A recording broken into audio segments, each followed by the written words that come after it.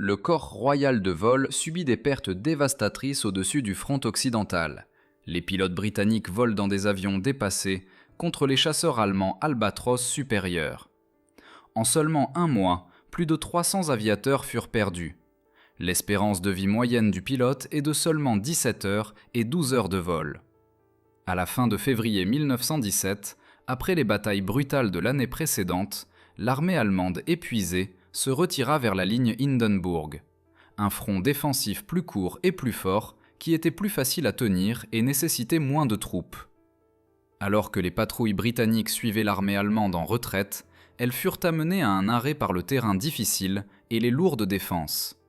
Cette ligne devint rapidement le foyer des opérations alliées tout au long de 1917. Le commandant en chef français Robert Nivelle promettait de mettre fin à l'impasse avec une offensive massive. Son plan demandait aux forces françaises d'attaquer le long du front de l'Aisne, tandis que les Britanniques et les Canadiens frapperaient plus au nord, à Arras, la crête de Vimy et Bullecourt. La supériorité aérienne était vue comme essentielle au succès de l'offensive. Le général Hugh Trenchard, commandant du corps royal de vol, était un ferme croyant dans l'usage offensif de la puissance aérienne. Il voulait ses pilotes au-dessus des lignes ennemies, pas assis inactifs derrière le front. Quand la bataille d'Arras commença, plus de 2,5 millions d'obus furent tirés dans le bombardement préliminaire, 1 million de plus qu'à la bataille de la Somme. Alors que les troupes passaient par-dessus le haut, elles furent soutenues par un barrage rampant d'artillerie, et les résultats furent initialement impressionnants. Le corps royal de vol fut chargé du soutien aérien rapproché, de la reconnaissance, des opérations de bombardement et de l'observation d'artillerie, mais au printemps de 1917, les avions du RFC commençaient à montrer leur âge. Depuis la fin de 1916, les Allemands avaient tenu le dessus dans la guerre aérienne avec la série Albatros D, donnant aux pilotes allemands un avantage distinct sur de nombreux types britanniques contemporains. Les équipes de reconnaissance et de bombardiers volaient encore dans des machines lentes et vulnérables telles que le BE-2, RE-8 et FE-2B, qui étaient des proies faciles pour les Albatros D plus rapides à double mitrailleuse. La couverture de chasse était fournie par des Nieuport 17 et des Sopwith Pup, mais ceux-ci échouaient à égaler les chasseurs allemands en vitesse et en puissance de feu. Malgré cela, les vols de reconnaissance continuaient quotidiennement. Les pilotes et observateurs effectuaient l'observation d'artillerie, la photographie de tranchées et les courses de bombardement, souvent à basse altitude et vitesse lente directement au-dessus des lignes ennemies. C'était un travail dangereux dans le meilleur des cas, et le manque de parachutes pour les pilotes britanniques rendait la survie encore moins probable. Malheureusement, les choses allaient seulement empirer encore pour les pilotes du RFC. En mars, un nouvel escadron de chasseurs allemands arriva au front. Jagdstaffel 11, commandé par un jeune officier de cavalerie nommé Manfred von Richthofen, l'homme qui deviendrait connu de l'histoire comme le Baron Rouge. Sous le commandement de Richthofen, Jasta 11 devint une des unités les plus craintes du front occidental, avec certaines sources leur attribuant plus d'un tiers de toutes les pertes britanniques tout au long d'avril 1917. Ernst Junger, un officier d'infanterie allemand, rappela plus tard: pendant ces jours, il y eut toute une série de combats aériens qui se terminaient presque invariablement par la défaite pour les Britanniques, puisque c'était l'escadron de Richthofen contre lequel ils se battaient. Souvent 5 ou 6 avions en succession seraient chassés ou abattus en flammes. Ces lourdes pertes créèrent une pénurie désespérée de pilotes RFC. En conséquence, les programmes d'entraînement furent raccourcis et les nouvelles recrues furent envoyées au front avec seulement le minimum d'expérience de vol. Beaucoup de ces jeunes hommes duraient seulement un jour ou deux en combat avant d'être tués. En contraste, l'entraînement allemand et l'organisation d'unités mettaient l'accent sur des dirigeants expérimentés et la cohésion tactique. Après avoir subi leur propre revers en 1916, les Allemands avaient réorganisé leur service aérien, formant des escadrons de chasseurs dédiés connus comme Jasta. Ceux-ci étaient dirigés par des pilotes de combat hautement expérimentés, beaucoup d'entre eux vétérans de la guerre aérienne précoce, et ils étaient équipés de l'excellent chasseur Albatros D3, bien qu'en nombre beaucoup plus bas que le RFC. Mais cette infériorité numérique et position défensive travaillaient en fait à leur avantage. Ils combattaient presque entièrement au-dessus de leur propre territoire, leur donnant de plus grands choix tactiques quant à quand et où ils engageraient l'ennemi, et s'ils étaient abattus et assez fortunés pour survivre, ils tomberaient derrière les lignes amies plutôt que de tomber en captivité ennemie. À la fin d'avril, le RFC avait perdu 245 avions avec 211 membres d'équipage aérien tués ou disparus et 108 capturés. La force aérienne allemande, en comparaison, avait perdu seulement 66 avions. Cette période devint connue comme « Avril sanglant » et elle marqua le point le plus bas de la guerre pour le corps royal de vol. Mais même avec ces terribles pertes, la force aérienne allemande était incapable d'empêcher le corps royal de vol de remplir son rôle vital. Tout au long de l'offensive d'Arras, les escadrons RFC continuèrent d'opérer sans relâche, capturant des photographies aériennes, dirigeant le feu d'artillerie et effectuant des missions de bombardement profondément derrière les lignes ennemies. Par-dessus tout, cependant, c'était l'observation d'artillerie qui s'avéra indispensable, guidant les canons britanniques avec précision et leur permettant de maintenir leur domination tout au long de la bataille. Tout cela résulta en une avance britannique de 3,5 miles, ce qui ne sonne pas comme beaucoup, mais c'était en fait le plus loin qu'ils avaient bougé depuis que la guerre de tranchées avait commencé en 1914. Mais l'élan ne durerait pas. Les renforts allemands arrivèrent, et une fois encore, les combats s'enlisèrent bientôt dans le cauchemar familier de la guerre de tranchées d'impasse. Au milieu de mai, toute l'offensive fut annulée. Les pertes dévastatrices d'Avril sanglant exposèrent à quel point les avions du corps royal de vol et du service aérien naval royal étaient devenus vulnérables aux chasseurs allemands. Il était clair que la Grande-Bretagne avait urgemment besoin d'une nouvelle génération d'avions avec une plus grande vitesse et manœuvrabilité aux côtés d'un armement plus lourd. De retour en Angleterre l'année précédente à l'installation Sopwith à Kingston-upon-Thames, le concepteur en chef Herbert Smith avait commencé le travail sur un nouvel éclaireur, le Sopwith F1. Il comportait un design conventionnel pour son époque, avec un fuselage de caisse en bois à haubans de fil, un capotage moteur en aluminium, des panneaux de contreplaqué autour du cockpit et des ailes, queue et fuselage couverts de tissu. C'était un développement direct de son Sopwith Pup antérieur et très réussi. Et tandis que les deux avions se ressemblaient, leurs caractéristiques de vol ne pouvaient pas être plus différentes. Le Pup était léger, clément et facile à voler. L'as britannique James McCudden le décrivit comme une machine remarquablement fine pour le vol général tout autour. Il était si extrêmement léger et bien surfacé qu'après un peu de pratique, on pouvait presque l'atterrir sur un court de tennis. Le nouveau F1, cependant, était une bête très différente. Il était plus grand, plus lourd et beaucoup plus difficile à voler. Le gros Pup, comme il fut initialement surnommé par les pilotes, était aussi plus lourdement armé, étant le premier éclaireur de conception britannique à entrer en service avec des mitrailleuses Vickers jumelles montées directement devant le cockpit. Un engrenage de synchronisation permettait au canon de tirer à travers l'hélice qui tourne sans frapper les pales. Pour empêcher les canons de geler en altitude, un carénage métallique fut installé sur leur culasse. Ce carénage bombé est ce qui donna à l'avion son surnom célèbre, le chameau. Le 22 décembre 1916, le pionnier de l'aviation australien Harry Hawker vola le premier prototype de Brooklands à Weybridge, Surrey, qui à l'époque était un hub majeur du développement technologique de l'aviation britannique et de nos jours est un musée plutôt fantastique. Contrairement à la nature douce et clémente du Pup, le Sopwith Camel était sensible aux commandes et notoirement difficile à voler. La majorité de son poids, le moteur, réservoir de carburant et canon, était emballé dans le fuselage avant. La force gyroscopique puissante du moteur rotatif résultait en une manipulation asymétrique. Les virages à gauche étaient lents et tendaient à lever le nez, tandis que les virages à droite pouvaient être beaucoup plus serrés, avec une chute de nez marquée. En conséquence, certains pilotes préféraient faire un virage à droite ample de 270 degrés plutôt qu'un simple virage à gauche de 90 degrés. Il avait une vitesse de pointe de 113 miles par heure, une portée de 300 miles et un plafond de service de 19 000 pieds. Quand il entra en service, le chameau gagna rapidement une réputation sinistre parmi les pilotes stagiaires.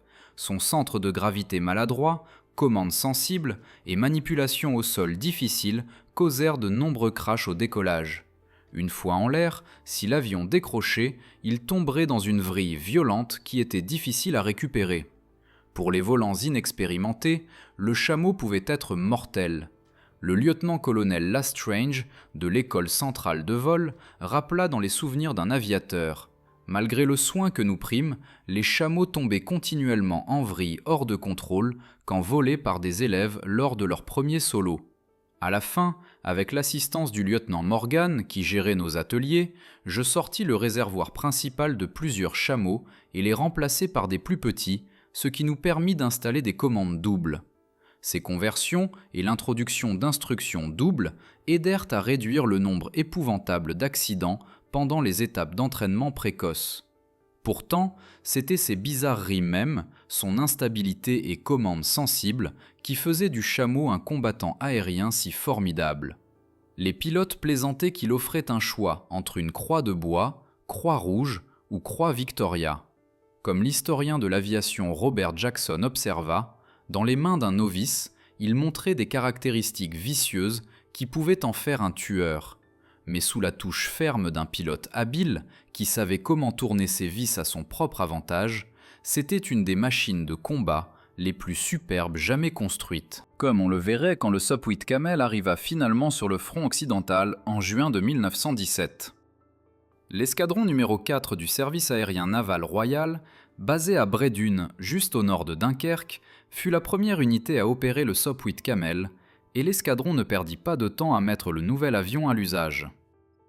Le soir du 5 juin, le commandant de vol Alexander MacDonald Chooke enregistra les premières victoires de combat officielles dans un chameau. En patrouillant au large de la côte de Belgique, il rencontra environ 15 avions ennemis et abattit avec succès un Albatros D3 allemand et un biplace. Ces victoires élevèrent Chooke au statut d'as, ayant précédemment revendiqué 3 éliminations en avril et mai en volant un Sopwith Pup. Il y a des rapports d'un engagement antérieur le 4 juin près de Nieuport, où Chooke aurait attaqué un autre biplace, bien qu'aucun record officiel de cette rencontre n'existe en fait. Le 13 juin, l'escadron numéro 70 devint la première unité du corps royal de vol à recevoir le Sopwith Camel, atteignant la force opérationnelle complète au début juillet. Basé juste derrière les lignes de front près d'Arras, l'escadron vit son premier combat le soir du 27 juin. Le capitaine Clive Collett, volant le chameau B3756, abattit un Albatros D5 au-dessus d'Épinois, marquant la première victoire confirmée dans un chameau par un pilote RFC.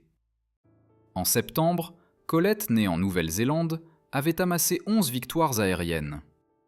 Le 12 juillet, seulement 15 jours après le succès de Collett, le capitaine Webb marqua aussi une victoire contre un avion de reconnaissance Albatros, notamment en volant le même avion B3756. Le soir du 17, le capitaine Webb dirigeait une patrouille de Sopwith Camel au-dessus de la Belgique, où ils rencontrèrent Jasta 11, le célèbre escadron de chasseurs allemands. Dans le combat qui s'ensuivit, Collett et ses camarades pilotes capitalisèrent sur l'agilité et la puissance de feu supérieure du chameau, abattant 5 avions ennemis et blessant un autre pilote. La rencontre marqua un renversement dramatique de fortune pour le RFC, contrastant fortement avec les pertes dévastatrices endurées seulement quelques mois plus tôt, pendant Avril sanglant. Les pilotes expérimentés furent impressionnés par le nouveau chameau de Sopwith. Le lieutenant Leonard Henry Rochford de l'escadron naval 3 remarqua « Au milieu de juillet, le chameau avait complètement remplacé nos pups. Bien que le pup fût un petit avion délicieux à voler, le chameau était indubitablement une machine de combat beaucoup supérieure. » De septembre 1917 à septembre 1918, le commandant d'escadre William George Barker, le militaire le plus décoré du Canada, marqua 46 victoires contre les avions ennemis et ballons.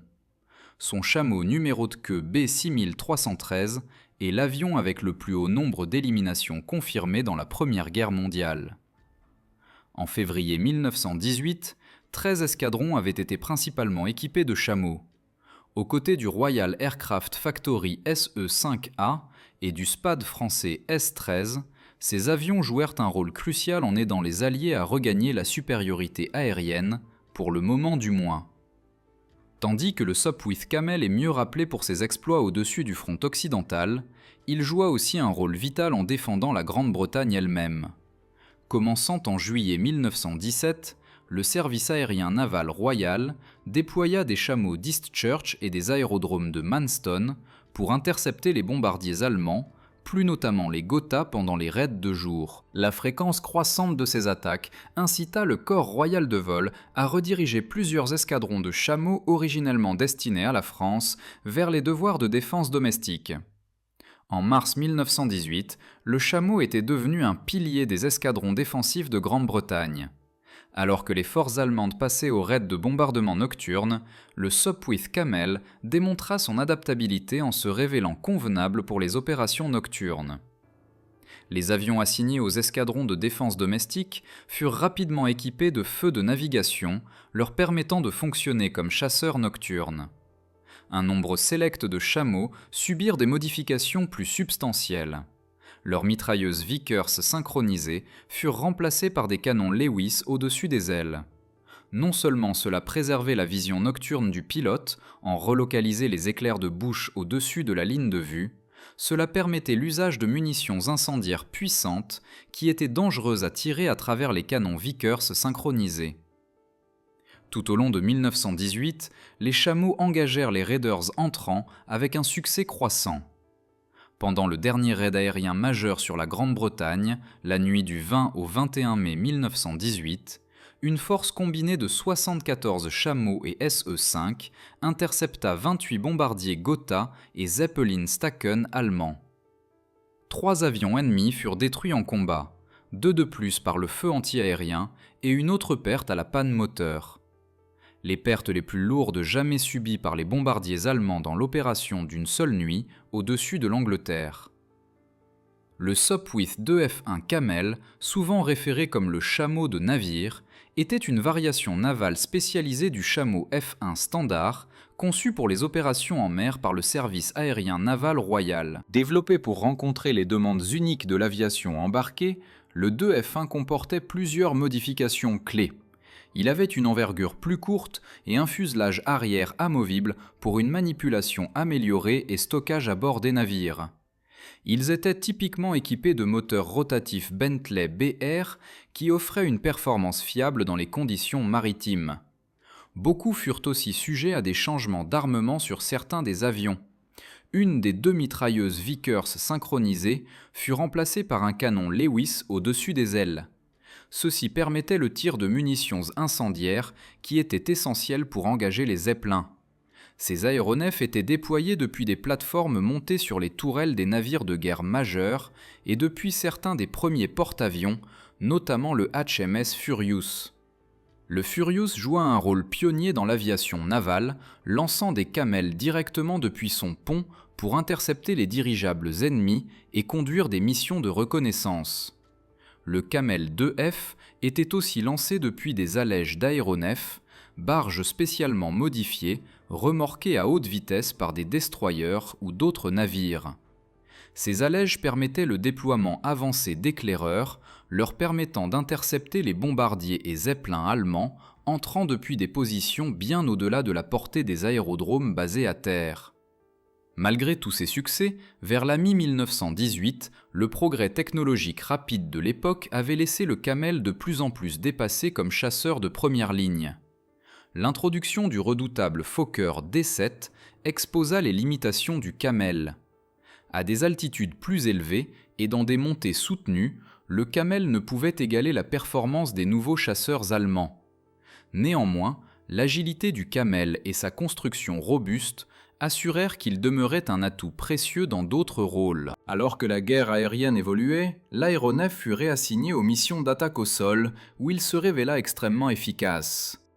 Armé de bombes Cooper et de mitrailleuses Vickers synchronisées jumelles, le Camel était utilisé pour mitrailler les tranchées ennemies, les lignes d'approvisionnement et les concentrations de troupes. Ces attaques à basse altitude infligèrent des dommages significatifs aux forces allemandes, mais au grand risque pour les pilotes, qui faisaient face au feu au sol intense et au risque toujours présent de panne mécanique pendant les piquets à haute vitesse. Le nouveau Snipe Sopwith, retardé par des problèmes de développement et des goulots d'étranglement de production en temps de guerre, n'atteignit pas le front en nombre significatif jusqu'au mois de clôture de la guerre. En conséquence, le Camel demeura en service répandu jusqu'à l'armistice en novembre 1918 et au-delà. La Royal Air Force retira officiellement le Sopwith Camel en 1920, marquant la fin de son service de première ligne en Grande-Bretagne. Cependant, l'héritage de l'aéronef perdura bien dans les années 1920, alors que plusieurs autres nations continuèrent à l'opérer dans des rôles de combat et d'entraînement. Ses caractéristiques de vol notoirement difficiles devinrent finalement sa plus grande force. Bien qu'impitoyable pour les pilotes inexpérimentés, résultant souvent en accident fatal, il récompensait l'habileté et la précision avec une forte performance de combat. Dans les mains d'un aviateur expérimenté, le Camel était mortel, transformant beaucoup de ses pilotes en as. Avec sa silhouette distinctive et son record de combat, le Camel devint l'un des aéronefs les plus emblématiques de la Première Guerre mondiale. Crédité de 1294 victoires aériennes confirmées, il détient la distinction d'être le chasseur allié le plus réussi du conflit.